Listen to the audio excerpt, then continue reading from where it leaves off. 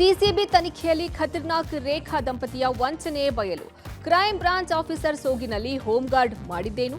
ವಿದೇಶದಲ್ಲಿ ಗೃಹ ಬಂಧನದಲ್ಲಿ ಸಿಲುಕಿದ್ದ ಕನ್ನಡಿಗ ಪಾರಾಗಿದ್ದು ಹೇಗೆ? ಎಲ್ಲವನ್ನ ನೋಡ್ತಾ ಹೋಗೋಣ Karnataka top 20ಯಲ್ಲಿ.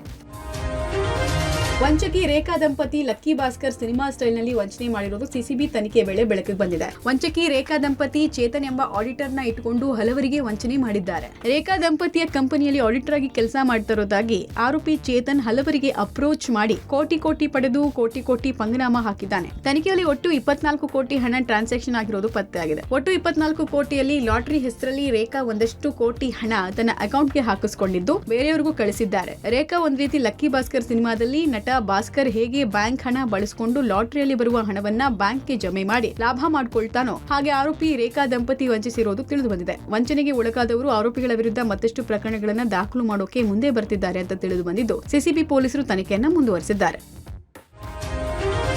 Crime branch officer ಹೆಸರಲ್ಲಿ ಯುವತಿಯರ ರೂಮ್ಗೆ ಹೋಗಿ ಕಿರುಕುಳ ಕೊಡ್ತಾ ಇದ್ದ ಹೋಮ್ ಗಾರ್ಡ್ನ ಬೆಂಗಳೂರಿನ ಸದಾಶಿವನಗರ ಠಾಣೆಯ ಪೊಲೀಸರು ಬಂಧಿಸಿದ್ದಾರೆ. ಸುರೇಶ್ ಬಂಧಿತ ಹೋಮ್ ಗಾರ್ಡ್ ರಾತ್ರಿ ವೇಳೆ ರೂಮ್ಗೆ ನುಗ್ಗಿ ನಾನು ಪೊಲೀಸ್ ಅಂತ ವಿದ್ಯಾರ್ಥಿನಿಯರಿಗೆ ಕಿರುಕುಳ ಕೊಡುತ್ತಿದ್ದ ಸುರೇಶ್ನ ಅಸಲಿ ಬಣ್ಣ ಪೊಲೀಸರು ಸ್ಥಳಕ್ಕೆ ಬರ್ತಾ ಇದ್ದ ಹಾಗೆ ಬಯಲಾಗಿದೆ. ಕಳೆದ 6 ತಿಂಗಳಿಂದ ಟಾರ್ಚರ್ ಕೊಡ್ತಾ ಇದ್ದ ಬಗ್ಗೆ ದೂರು ದಾಖಲಾಗಿದೆ. ಕೇರಳದಿಂದ ಬೆಂಗಳೂರಿಗೆ ಬಂದಿದ್ದ ವಿದ್ಯಾರ್ಥಿನಿ 3 ಸ್ನೇಹಿತೆಯರ ಜೊತೆಗೆ ರೂಮ್ ಮಾಡ್ಕೊಂಡಿದ್ಲು. ಆದ್ರೆ ಜನವರಿ 25ರ ರಾತ್ರಿ ಬಾಗಿಲು ಬಡಿದಿದ್ದ ಸುರೇಶ್ ಡೋರ್ ಲಾಕ್ ಮಾಡಿ ಎಲ್ಲರ ಮೊಬೈಲ್ ನ ಹೆದರಿಸಿ ಪಡ್ಕೊಂಡಿದ್ದಾನೆ. ಅಶ್ಲೀಲವಾಗಿ ನಿಂದಿಸಿದ್ದಾನೆ. ಬಳಿಕ ತಡರಾತ್ರಿ 1:30 ಸುಮಾರಿಗೆ ಪೊಲೀಸರಿಗೆ ಕರೆ ಮಾಡಿ ಮಾಹಿತಿ ಕೊಟ್ಟಿದ್ದು ಸ್ಥಳಕ್ಕೆ ಸದಾಶಿವನಗರ ಪೊಲೀಸರು ಬಂದಿದ್ದಾರೆ. ಈ ವೇಳೆ ಕ್ರೈಂ ಬ್ರಾಂಚ್ ಅಧಿಕಾರಿ ಹೆಸರಲ್ಲಿ ಹೋಮ್ ಗಾರ್ಡ್ ಸುರೇಶ್ ಕಿರುಕುಳ ಕೊಡ್ತಾ ಇರೋದು ಬೆಳಕಿಗೆ ಬಂದಿದೆ. ಈ ಬಗ್ಗೆ ಸದಾಶಿವನಗರ ಪೊಲೀಸ್ ಠಾಣೆಯಲ್ಲಿ ಹೋಮ್ ಗಾರ್ಡ್ ಸುರೇಶ್ ವಿರುದ್ಧ ಪ್ರಕರಣ ದಾಖಲಾಗಿದೆ. ವಿದೇಶದಲ್ಲಿ ಕೆಲಸಕ್ಕೆ ಅಂತ ತೆರಳಿದ್ದ ಯುವಕನೊಬ್ಬ ಏಜೆಂಟ್ನಿಂದ ಮೋಸ ಹೋಗಿ 10 ತಿಂಗಳ ಕಾಲ ಗೃಹ ಬಂಧನದಲ್ಲಿ ಪರದಾಟ ನಡೆಸಿದ್ದಾನೆ. ಕೊನೆಗೆ ಅನಿವಾಸಿ ಭಾರತೀಯ ಸಂಘದ ಸಹಾಯದಿಂದ ಭಾರತಕ್ಕೆ ಕೆಲ ತಿಂಗಳ ಹಿಂದೆ ಮರಳಿದ್ದಾನೆ. ರಾಮನಗರದ ಮೊಹಮ್ಮದ್ ಅಶ್ಫಾಕ್ ಎಂಬ ಯುವಕ ಸುಮಾರು 2 ಲಕ್ಷ ರೂಪಾಯಿ ಕೊಟ್ಟು ಬೆಂಗಳೂರಿನ ಏಜೆಂಟ್ ಮುಖಾಂತರ ಸೌದಿ ಅರೇಬಿಯಾಕ್ಕೆ ಕೆಲಸಕ್ಕೆ ಹೋಗಿದ್ದ. ಆದ್ರೆ ಸೌದಿ ಅರೇಬಿಯಾದಲ್ಲಿ ಸಂಬಳ ಸಿಗದೆ ಸುಮಾರು 10 ತಿಂಗಳು ಸರಿಯಾದ ಊಟ ವಸತಿ ಇಲ್ಲದೆ ನರಕಯಾತನೆ ಅನುಭವಿಸಿದ್ದಾನೆ. ವಿಷಯ ತಿಳಿದ ಕೂಡಲೇ ಕರ್ನಾಟಕದ ಅನಿವಾಸಿ ಭಾರತೀಯ ಸಮಿತಿ ಯುವಕನನ್ನ ಮರಳಿ ಸ್ವದೇಶಕ್ಕೆ ಕರೆತಂದಿದೆ. ಗೃಹ ಬಂಧನದಿಂದ ಅಶ್ಫಾಕ್ ಬಂದ್ರು ಇನ್ನೂ ಅವನ ಆರೋಗ್ಯ ಸುಧಾರಿಸ್ತಾ ಇಲ್ಲ. ಇಂಥ ಫ್ರಾಡ್ ಏಜೆಂಟ್ಗಳಿಗೆ ಸರಿಯಾದ ಶಿಕ್ಷೆ ಆಗಬೇಕು ಅಂತ ಮೊಹಮ್ಮದ್ ಅಶ್ಫಾಕ್ ತಾಯಿ ನೂರ್ ಬಾನು ಆಗ್ರಹಿಸಿದ್ದಾರೆ.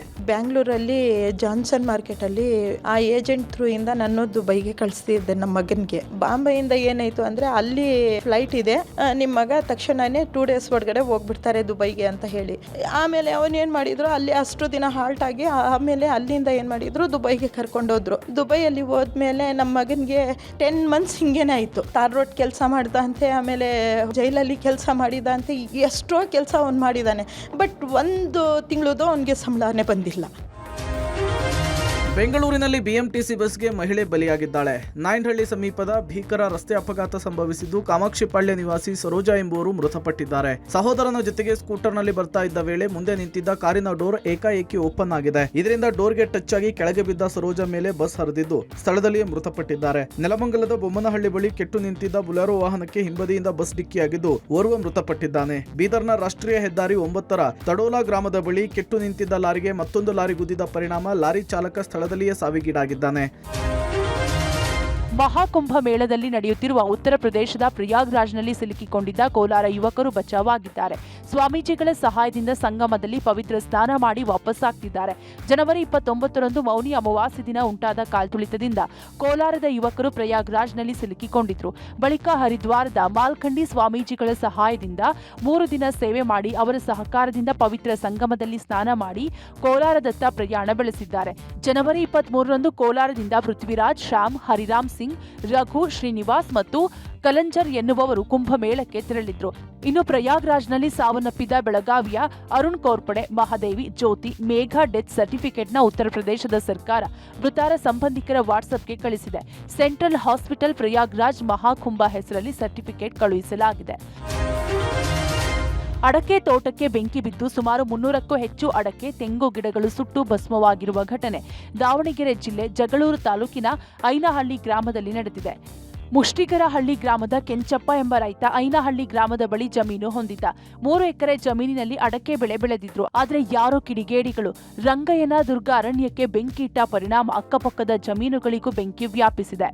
ಕಾಡಿನ ಅಂಚಿನಲ್ಲಿ ಫೈರ್ ಲೈನ್ ಇದ್ದ ಪರಿಣಾಮ ಬೆಂಕಿ ಕಾಡಿಗೆ ಆವರಿಸಿಲ್ಲ, ಬದಲಾಗಿ ಜಮೀನುಗಳಿಗೆ ಆವರಿಸಿ ಅಪಾರ ಪ್ರಮಾಣದ ನಷ್ಟ ಆಗಿದೆ. ಬೆಂಕಿ ಕಾಣಿಸಿಕೊಂಡ ತಕ್ಷಣ ಅಕ್ಕಪಕ್ಕದ ರೈತರು ಬೆಂಕಿ ನಂದಿಸಲು ಮುಂದಾಗಿದ್ದಾರೆ. ಅಷ್ಟರಲ್ಲಾಗಲೇ ಅಡಕೆ ತೋಟದಲ್ಲಿ 300 ಗಿಡಗಳು, ಪೈಪ್ಗಳು, ಬೋರ್ವೆಲ್ ಕೇಬಲ್ ವೈರ್ ಸೇರಿದಂತೆ ಅನೇಕ ಕೃಷಿ ಉಪಕರಣಗಳು ಸುಟ್ಟು ಹೋಗಿವೆ. ಡ್ರಗ್ಸ್ ಪ್ರಕರಣದಲ್ಲಿ ನಟಿ ರಾಗಿಣಿ ದ್ವಿವೇದಿ ಖುಲಾಸೆಗೊಂಡಿದ್ದಾರೆ. ಕೇಸ್ನಲ್ಲಿ ಖುಲಾಸೆ ಬಳಿಕ ನಟಿ ರಾಗಿಣಿ ಮೊದಲ ಪ್ರತಿಕ್ರಿಯೆ ನೀಡಿದ್ದಾರೆ. ಪಬ್ಲಿಕ್ ಟಿವಿ ಜೊತೆ ಮಾತನಾಡಿದ ಅವರು, ದೇವರ ಮೇಲೆ ನಂಬಿಕೆ ಇತ್ತು, ನಿಜ ಯಾವತ್ತಿದ್ರೂ ಆಚೆ ಬರುತ್ತೆ, ಬಂದಿದೆ ಅಂತ ಹೇಳಿದ್ದಾರೆ. ಅಲ್ಲದೆ ಪ್ರಕರಣ ಮುಗಿದಿದೆ, ಆ ಬಗ್ಗೆ ಮಾತನಾಡೋದು ಬೇಡ ಎಂದು ತಿಳಿಸಿದ್ದಾರೆ. ಅದ್ರ ಬಗ್ಗೆ ನಾನು ಜಾಸ್ತಿ ಮಾತಾಡಕ್ಕೆ ಇಷ್ಟಪಡಲ್ಲ. ಫೇತ್, ಪೇಷನ್ಸ್, ದೇವ್ರ ಮೇಲೆ ಒಂದು ನಂಬಿಕೆ. ಆ್ಯಂಡ್ ನಾನು ಯಾವತ್ತೂ ಹೇಳ್ತೀನಿ, ನಿಜ ಯಾವತ್ತೂ ಆಚೆ ಬರುತ್ತೆ, ಸ್ವಲ್ಪ ಟೈಮ್ ತಗೊಂಡ್ರು. ಸೊ ನಿಜ ಆಚೆ ಬಂದಿದೆ, ಜಾಸ್ತಿ ಮಾತಾಡಲ್ಲ. ಮುಗ್ದಿದೆ ಅಲ್ವಾ.